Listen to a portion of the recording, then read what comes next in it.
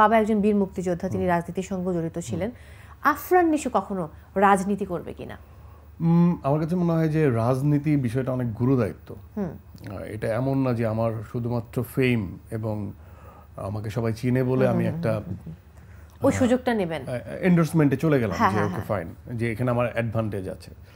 তা আমার ইচ্ছে যেমন হচ্ছে, এটা বাবা করতেন তার একটা অন্য ক্রেভিংস থেকে বা অন্য দায়িত্ববোধের। তাদের মতো তো চাইলেও আমরা হতে পারবো না। তাদের যে ইমোশন, তাদের যে চেতনা, তাদের যে উইল পাওয়ার ছিল, যে তারা এই যুদ্ধে নিজেদেরকে উৎসর্গ করে দিচ্ছেন এবং তারা উইন করে আসছে। যখন 11 নম্বর সেক্টর কাদেরিয়া বাহিনীর একজন ছিলেন আর কি, টাঙ্গাইলের। তো তাদের সাহস, তাদের যে বলবো যে স্পিরিট, এটা আমার কাছে মনে হয় অনেক, মানে স্পিরিচুয়ালি তারা দেশকে কানেক্ট করতো বা ভাষাকে কানেক্ট করতো, মানে অন্যরকম।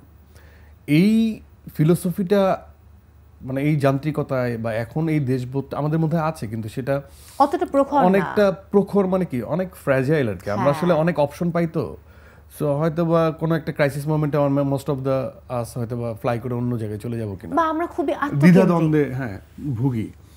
তো সেই জায়গার থেকে আমার মনে হয় যে উনি যখন নিজেকে এন্ডোর্স করছে যে পলিটিক্যালি উনি নিজেকে আসলে উনি দেশের জন্যই করতে চাইছেন বা এলাকার জন্য করতে চাইছেন, এই ধরনের চিন্তাভাবনা থেকে এখন তো আসলে আত্মকেন্দ্রিক, আমি আমার জন্য করতে চাই বা আমার জন্য আমি একটা নেতা হতে পারলে হয়তো বা আমার এই জিনিস গোছানো হয়ে যাবে, আসলে এরকম না। তো ওই জায়গার থেকে আমার কাছে মনে হয় এটা অনেক বড় দায়িত্ব এবং এটার জন্য আসলে প্রিপারেশন নেওয়া দরকার। আমার হিস্ট্রি ঘাটাঘাটি করা উচিত, আমার বিভিন্ন হয় না যে আমি ভালো বক্তা না, আমার বক্তৃতা নাই দেওয়া উচিত।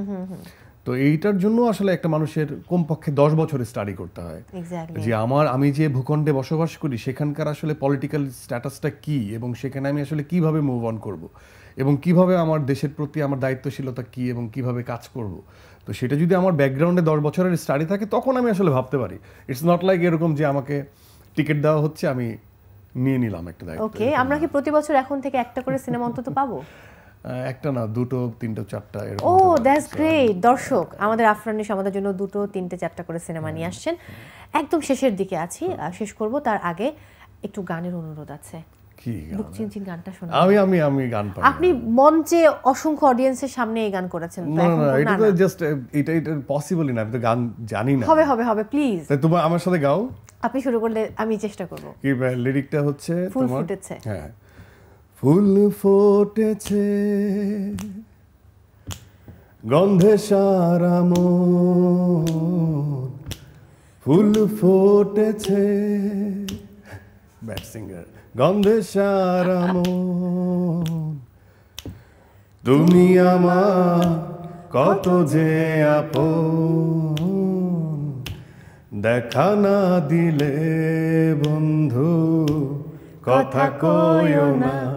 এটা আমার ছেলে খুব পছন্দের গানটা। আচ্ছা ওকে। আর যে সিঙ্গার ও আমার খুব, শিবলু খুব কাছের। হ্যাঁ, আমি শিবলুকে বলছিলাম যে একদিন আমার ছেলের সামনে নিয়ে যে ওকে গান গাইতে বলবো। আচ্ছা, পরে কি সেটা করেছিল সে? না এখনো হয় নাই, হবে ইনশাল্লাহ।